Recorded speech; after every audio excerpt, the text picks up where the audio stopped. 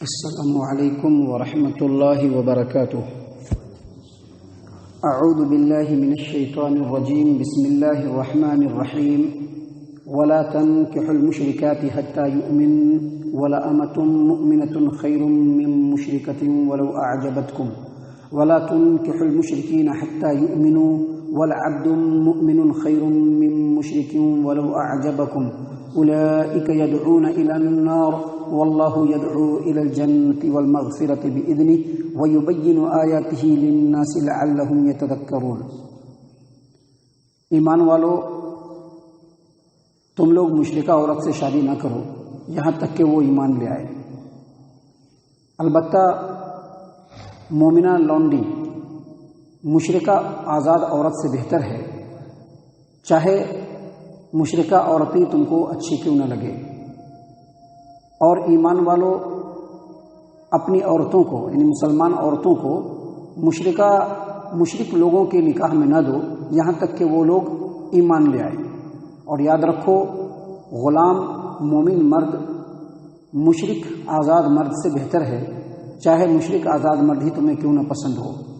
یہ لوگ آگ کی طرف، جہنم کی طرف بلاتے ہیں، اور اللہ تبارک و تعالیٰ تم کو جنت اور مغفرت کی طرف اپنے اذن سے بلاتا ہے، اپنی رحمت سے بلاتا ہے۔ اور اللہ تبارک و تعالیٰ لوگوں کے لیے اپنی آیات کو کھول کر بیان کرتا ہے تاکہ لوگ نصیحت حاصل کریں۔ محترم سامعین کرام، سورۃ البقرہ سورہ نمبر 2 آیت نمبر 221 آپ کے سامنے تلاوت کی گئی، اور اس آیت کریمہ کا ترجمہ بھی ہم نے آپ کے سامنے اللہ تبارک و تعالیٰ کی توفیق سے پیش کیا۔ سامعین کرام، اللہ تبارک و تعالیٰ نے آیت کریمہ میں ایمان والوں کو مخاطب کیا اور کہا ولا تنکحوا المشرکات حتی یؤمن، یعنی کوئی بھی مومن مرد مشرکہ عورت سے شادی نہ کرے۔ کب تک؟ جب تک کہ وہ ایمان نہ لے آئے۔ سامعین کرام، اس آیت کریمہ میں جو اللہ تبارک و تعالیٰ نے حکم دیا ہے مشرکہ عورت، یہ حکم عام ہے، لیکن اہل کتاب کی عورتیں خاص ہیں اس سے۔ یعنی اگرچہ یہ حکم عام ہے، لیکن اللہ تبارک و تعالیٰ نے قرآن کریم میں ایک آیت کریمہ نازل فرمائی ہے جس سے اہل کتاب یہود و نصارہ کی عورتیں اس سے مستثنیٰ ہو جاتی ہیں شرط کے ساتھ۔ سامعین کرام، اللہ تبارک و تعالیٰ نے قرآن کریم کے اندر سورۃ المائدہ سورہ نمبر 5 اور آیت نمبر 5 میں بیان فرمایا والمحصنات من الذين اوتوا الكتاب من قبلكم اذا آتيتموهن اجورهن محسنين غیر مسافحين، یعنی اہل کتاب کی پاک دامن عورتیں بھی تمہارے لیے حلال ہیں۔ اہل کتاب یہود و نصارہ، یا ہم سے پہلے جن لوگوں کو بھی کتاب دیا گیا، اگر وہ مذہب اس روئے زمین پر موجود ہے، ان کو کتاب دیا گیا ہے، اگر ان کی عورتیں پاک دامن ہیں، بے حیا، فحاش اور بد کردار نہیں ہیں، تو اللہ تبارک و تعالیٰ نے فرمایا کہ ان عورتوں سے نکاح کرنا جائز ہے۔ کب؟ کس صورت میں؟ جب تم ان کو بھی ان کا حق مہر دو۔ اور مقصد کیا ہو؟ مقصد ہو پاک دامنی کو برقرار رکھنا، کھلی ہوئی بدکاری کرنا نہیں۔ جیسا کہ بہت سارے شیطان صفت انسان ہوتے ہیں جو اللہ تبارک و تعالیٰ کے آیات، اللہ تبارک و تعالیٰ کے احکام کو بنیاد بنا کر کے منمانا کام کرتے ہیں۔ بدکاری کرنا مقصود نہ ہو بلکہ پاک دامنی مقصود ہو، ان کو ان کا حق مہر دے دیا جائے۔ اور اگر وہ عورتیں پاک دامن ہیں تو اہل کتاب یہود و نصارہ کی عورتوں سے شادی کرنا اللہ تبارک و تعالیٰ نے جائز قرار دیا ہے۔ وہ لوگ اس حکم سے الگ ہیں۔ اللہ تبارک و تعالیٰ نے یہاں پر بیان فرمایا کہ ولا تنکحوا المشرکات حتی یؤمن، ایمان والو مشرکہ عورتوں سے جب تک کہ وہ ایمان نہ لے آئیں ان سے نکاح نہ کرو۔ حافظ ابو جعفر ابن جریر طبری رحمہ اللہ نے تفسیر الطبری کے اندر علی ابن ابی طلحہ سے اور انہوں نے عبداللہ ابن عباس رضی اللہ عنہما سے روایت کیا کہ اس آیت کریمہ سے اہل کتاب یہود و نصارہ کی عورتیں خاص ہیں۔ اور حافظ ابو جعفر ابن جریر طبری رحمہ اللہ نے آگے مزید فرمایا کہ بہت سارے اہل علم، بہت سارے مفسرین نے یہی بتلایا ہے کہ اس آیت کریمہ میں جو مشرکہ عورتوں کا ذکر ہے اس سے تمام کی تمام مشرکہ عورتیں ہیں، لیکن اہل کتاب یہود و نصارہ کی عورتیں نہیں ہیں، ان سے مسلمان شادی کر سکتے ہیں۔ سامعین کرام، حافظ ابو جعفر ابن جریر طبری رحمہ اللہ نے تفسیر الطبری کے اندر ان باتوں کو بیان کرنے کے بعد اور یہ بتلانے کے بعد کہ اہل علم کا اس کے اوپر اجماع ہے کہ ایک مسلمان ضرورت کے تحت اگر اس کو پاک دامنی مقصود ہو تو اہل کتاب یہود و نصارہ کی عورتوں سے شادی کر سکتا ہے، لیکن دوسرے خلیفہ راشد امیر المومنین عمر بن الخطاب الفاروق رضی اللہ عنہ یہود و نصارہ کی عورتوں سے شادی کرنے کو ناپسند کرتے تھے، مکروہ سمجھتے تھے۔ وجہ کیا تھی؟ وجہ یہ تھی کہ مسلمان مرد مسلمان عورتوں سے دلچسپی لینا چھوڑ دیں گے، اور بھی دوسری مصلحتیں تھیں جن کو سامنے رکھ کر کے وہ مسلمان مردوں کے لیے اہل کتاب کی عورتوں سے شادی کرنے کو بہتر اور اچھا نہیں سمجھتے تھے۔ مزید آگے فرمایا حافظ ابو جعفر ابن جریر طبری رحمہ اللہ نے کہ اس سلسلے میں ایک روایت ہے کہ ابو قریب نے شقیق سے روایت کیا کہ حذیفہ رضی اللہ عنہ نے ایک یہودی عورت سے شادی کر لی۔ جب انہوں نے یہودی عورت سے شادی کر لی تو عمر بن خطاب رضی اللہ عنہ نے ان کو حکم بھیجا، فرمان بھیجا ان کو کہ اس عورت کو الگ کر دو۔ حذیفہ رضی اللہ عنہ نے امیر المومنین کی بات ہے الگ کر دیا، لیکن سوال کیا کہ کیا اے امیر المومنین، کیا آپ کی نظر میں اہل کتاب یہود و نصارہ کی عورتوں سے نکاح کرنا حرام ہے؟ کہا کہ میرے خیال میں حرام تو نہیں ہے، لیکن مجھ کو اس بات کا خوف ہے، اندیشہ ہے کہ تم لوگ انہی طرح کی بدکار عورتوں سے ہی شادی کرنے لگ جاؤ گے۔ سامعین کرام، اگرچہ اللہ تبارک و تعالیٰ نے واقعی یہ اجازت دیا ہے کہ اہل کتاب عورتوں سے شادی کرنا جائز ہے، لیکن آج کے ڈیٹ میں ہم لوگ جس ماحول سے گزر رہے ہیں، اہل کتاب عورتوں کو آپ یقینی طور پر پاک باز شاید کسی ایک کو پائیں گے، وگرنہ اہل کتاب جو یہود و نصارہ ہیں ان کے ہاں بد کرداری، بدعنوانی اور فحاشی بے حیائی بالکل عام ہے، اور آپ اگر یورپین کنٹری کا جائزہ لیں گے تو وہاں تو بے حیائی کے نام پر ہر چیز جائز ہے۔ سامعین کرام، یہی وجہ ہے کہ عبداللہ ابن عمر رضی اللہ عنہما بھی اس چیز کو ناپسند کرتے تھے۔ امام ابن ابی حاتم نے تفسیر ابن ابی حاتم کے اندر عبداللہ ابن عمر رضی اللہ عنہما کے قول کو نقل کیا ہے کہ وہ اہل کتاب کی عورتوں سے شادی کرنے کو ناپسند کرتے تھے، اور خود امام بخاری رحمہ اللہ صحیح البخاری کتاب الطلاق کے اندر عبداللہ ابن عمر رضی اللہ عنہما کی روایت کو نقل کیا ہے۔ نافع کہتے ہیں کہ عبداللہ ابن عمر رضی اللہ عنہما سے جب پوچھا جاتا کہ کیا اہل کتاب کی عورتوں سے یہود و نصارہ کی عورتوں سے شادی کر سکتے ہیں، تو وہ کہتے کہ اللہ تبارک و تعالیٰ نے تو مشرکوں سے شادی کرنے کو بالکل منع کیا ہے، اور کیا یہی کم ہے کہ ایک عیسائی عورت یہ کہے کہ عیسیٰ میرا رب ہے اور عیسیٰ اللہ تبارک و تعالیٰ کے بندے ہیں۔ تو بہرحال یہ ان کا اپنا خیال ہے، یہ ان کی اپنی رائے ہے، لیکن قرآن کریم کی واضح ترین آیت اور اللہ تبارک و تعالیٰ کے واضح ترین فرمان سے یہ بات ثابت ہوتا ہے کہ ضرورت کے تحت اگر اہل کتاب عورت پاک باز ہو، پاک دامن ہو، اور ان کو ان کا حق مہر دیا جائے اور اپنی پاک دامنی مقصود ہو، تو ایسی صورت میں اہل کتاب عورت سے یہود و نصارہ کی عورت سے شادی کرنا جائز ہے۔ ہم آپ کو بتلا دیں کہ حافظ ابو جعفر ابن جریر طبری رحمہ اللہ نے تفسیر الطبری کے اندر زید بن وہب سے روایت کیا کہ عمر بن خطاب رضی اللہ عنہ نے فرمایا کہ مسلمان نصرانی عورت سے شادی کر سکتا ہے، عیسائی عورت سے شادی کر سکتا ہے، اہل کتاب عورت کی عورت سے شادی کر سکتا ہے، لیکن کوئی عیسائی، کوئی اہل کتاب مسلمان عورت سے شادی نہیں کر سکتا ہے، کیونکہ اللہ تبارک و تعالیٰ نے اس چیز سے بالکل منع کیا ہے، اس چیز سے بالکل منع کیا ہے۔ محترم سامعین کرام، اللہ کے رسول صلی اللہ علیہ وسلم نے فرمایا کہ جب عورتوں کا انتخاب کیا جائے، جب شادی بیاہ کیا جائے، تو اس وقت دینداری کو سامنے رکھا جائے، دین کو سامنے رکھا جائے۔ اگر دین ہے، اگر دیندار ہے تو شادی کیا جائے، دوسری چیزوں کی بنیاد پر شادی نہیں کیا جائے۔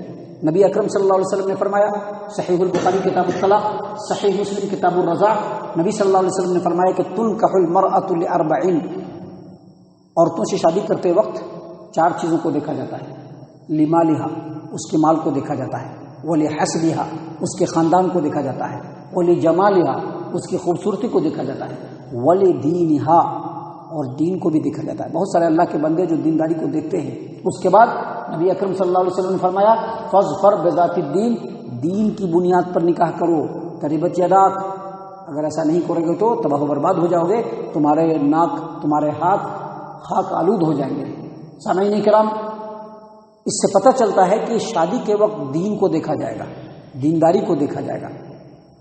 اللہ تبارک و تعالیٰ نے مزید آگے فرمایا کہ ولا تنكحوا المشركين ولا تنكحوا المشركات حتى يؤمنوا، ایمان والو مشرکہ عورتوں سے شادی مت کرو یہاں تک کہ وہ ایمان لے آئے. اور یاد رکھو وَلَأَمَةٌ مُؤْمِنَةٌ خَيْرٌ مِّن مُشْرِكَةٍ وَلَوْ أَعْجَبَتْكُمْ. مومنہ عورت اگر غلام ہے، لونڈی ہے، تو وہ مشرکہ عورت سے بہتر ہے. اگرچہ تم کو مشرکہ عورت بہت پسند لگے، بڑی اچھی لگے، لیکن مومنہ عورت جو ہے اگر وہ غلام بھی ہے تو وہ زیادہ بہتر ہے. اس لیے بتلانا مقصود ہے کہ ایک مسلمان کے لیے ہر حال میں مسلمان عورت ہی زیادہ بہتر ہے، مسلمان عورت ہی زیادہ بہتر ہے.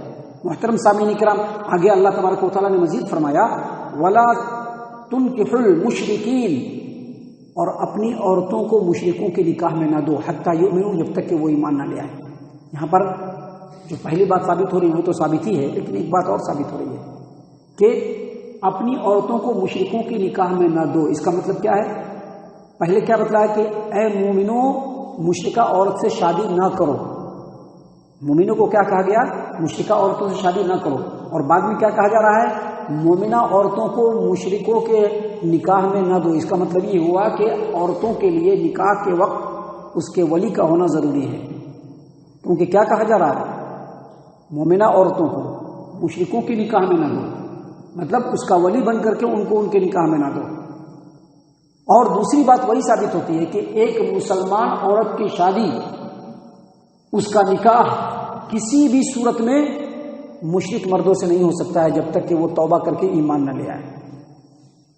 کبھی بھی نہیں ہو سکتا ہے. اگر کوئی ایسا کرتا ہے وہ اللہ تبارک و تعالیٰ کے حکم کی مخالفت کرنے والا، اللہ تبارک و تعالیٰ کے حکم کا باغی اور دین اسلام کی حد سے آگے نکل جانے والا ہے، اسلام سے خارج ہو جانے والا ہے اگر کوئی ایسا کرتا ہے. تو مومن مردوں کو بھی مشرکہ عورتوں سے شادی نہیں کرنا ہے. اللہ تبارک و تعالیٰ نے اہل کتاب کی عورتوں سے شادی کرنے کی اجازت دی ہے.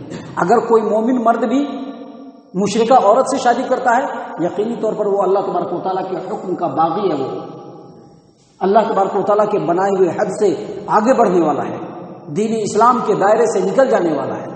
ویسے ہی ایک مومنہ عورت مشرک آدمی سے کبھی بھی شادی نہیں کر سکتی.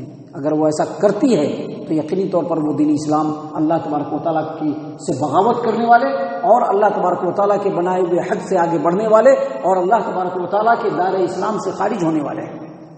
سامعین کرام، آگے اللہ تبارک و تعالیٰ نے مزید فرمایا وَلَعَبْدٌ مُؤْمِنٌ خَيْرٌ مِّن مُشْرِكٍ وَلَوْ أَعْجَبَكُمْ. آج کل بھی عورتوں میں ایک ٹرینڈ چلا ہے لڑکیوں میں، وہ جب اپنے ور کو ڈھونڈتی ہے تو اس میں وہ دیکھتی کہ پیسے والا ہے کہ نہیں، پیسے والے کی طرف زیادہ رجحان ہے. حالانکہ ان کے ولیوں کا بھی ایسا رجحان ہے، لیکن بڑی حیرت کی بات ہے کہ آج کل جو لڑکیاں بھی اپنے لیے جو بر کی تلاش کرتی ہیں اس میں وہ دیکھتی ہیں کہ پیسے والا ہے کہ نہیں، دینداری کی طرف خیال نہیں ہوتا ہے. اور بہت ساری ایسی مسلمان عورتیں ہیں جنہوں نے غیر مسلموں سے شادی کیا صرف پیسے کی بنیاد پر، کیونکہ وہ بڑا پیسے والا ہے، بڑا سردار ہے. اللہ تبارک و تعالیٰ نے یہاں پر فرمایا وَلَعَبْدٌ مُؤْمِنٌ خَيْرٌ مِّن مُشْرِكٍ وَلَوْ أَعْجَبَكُمْ. ایمان والا مرد اگرچہ وہ غلام ہی کیوں نہ ہو مشرک سے بہتر ہے، چاہے مشرک تم کو کتنا ہی اچھا کیوں نہ لگتا ہو. یہاں پر بتلانا کیا مقصود ہے کہ اگر ایمان والا آدمی اگر حبشی غلام ہی کیوں نہ ہو، اگر وہ مومن ہے غلام ہونے کے باوجود وہ اس مشرک سے بہتر ہے جس کے پاس بڑی سرداری ہو، بہت زیادہ مال و دولت ہو، اس سے بہتر ہے. محترم سامعین کرام، آگے اللہ تبارک و تعالیٰ نے کیا فرمایا اولئک یدعون الی النار. یہ لوگ جہنم کی طرف بلانے والے ہیں. آپ امیجن کر لیجیے گا، تصور کر لیجیے گا اور میری اس بات کو یاد رکھیے گا اور کبھی بھی دھیان رکھیے گا اپنی زندگی میں کبھی بھی کچھ اس طرح کا ٹرننگ پوائنٹ آئے، اگر آپ کا تعلق قرآن و حدیث سے ذرا دور ہوگا، ایمان والوں کی صحبت سے ذرا دور ہوں گے، دنیا داروں کی صحبت میں جائیں گے نا، دنیا کی طلب ہونے لگے گی، فکر کا جو ہے معیار بدل جائے گا. اللہ تبارک و تعالیٰ نے مشرکوں کے بارے میں کہا کہ اولئک یدعون الی النار، یہ لوگ جہنم کی طرف بلانے والے ہیں، کیونکہ ان سے میل جول، ان سے تعلقات، دنیا کی محبت، دنیا کو حاصل کرنے کی چاہت اور آخرت کے مقابلے میں دنیا کو ترجیح دینے کی جو جذبے ہیں اس کو ابھارتا ہے. اور جب آدمی اس کی طرف بڑھتا ہے، لپکتا ہے، تو ایٹومیٹکلی دنیا دین سے، آخرت سے اور جنت سے دور ہوتا چلا جاتا ہے اور جہنم سے قریب ہوتے چلا جاتا ہے. اسی لیے اللہ تبارک و تعالیٰ نے فرمایا کہ یہ لوگ جہنم کی طرف بلانے والے ہیں. اور اللہ تبارک و تعالیٰ واللہ یدعو الی الجنۃ والمغفرۃ باذنہ، اللہ اپنی رحمت سے تم لوگوں کو جنت اور مغفرت کی طرف بلانے والا ہے۔ اس لیے کبھی بھی اگر اٹھنا بیٹھنا بھی ہو تو دیندار لوگوں کے ساتھ، دنیا دار لوگوں کے ساتھ نہیں، یہ کبھی بھی خیر و بھلائی کی طرف نہیں لا سکتے ہیں آپ کو۔ اللہ کے رسول صلی اللہ علیہ وسلم کی حدیث ہے کہ جو ساتھ اور صحبت جو اختیار کرنا ہوتا ہے، دوستی اور یاری کرنی ہوتی ہے، تو نبی صلی اللہ علیہ وسلم نے مثال دیا عطر والے کی، اور وہ جو بھٹی والا ہوتا ہے نا، لوہے کو کوٹ کوٹ کر کے بناتا ہے، بھٹی والے کی مثال دیا۔ اور اللہ کے رسول صلی اللہ علیہ وسلم نے مثالوں سے سمجھایا کہ اگر عطر والے کے پاس جا کر کے بیٹھو گے تو عطر نہ بھی خریدو گے پھر بھی اس کی خوشبو تمہارے ناک میں، تمہارے جسموں کے مساموں میں، تمہارے کپڑوں میں بس جائے گا، اور جب تم نکلو گے تو تمہارے پورے خیالات معطر ہوں گے، تمہارے کپڑوں سے خوشبو آ رہی ہوگی۔ لیکن وہی اگر تم بھٹی والے کی دکان پر بیٹھو گے، کچھ بھی نہیں ہوگا، تب بھی اس کے دھوئیں تمہارے کپڑے کو لگ جائیں گے، اور اس کی باس، اس کی بدبو تمہارے جسم سے اٹھے گی۔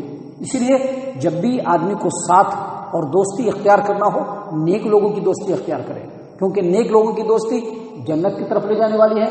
دنیا دار، بد کردار اور بدترین لوگوں کی دوستی انسان کو جہنم کی طرف لے جانے والی ہے۔ اسی بات کو اللہ تبارک و تعالیٰ نے یہاں پر بیان فرمایا، اولئک یدعون الی النار، یہ لوگ جہنم کی طرف بلانے والے ہیں، اور اللہ تبارک و تعالیٰ ان کو جنت، مغفرت کی طرف اپنے رحمت اور کرم سے جو ہے دعوت دے رہا ہے۔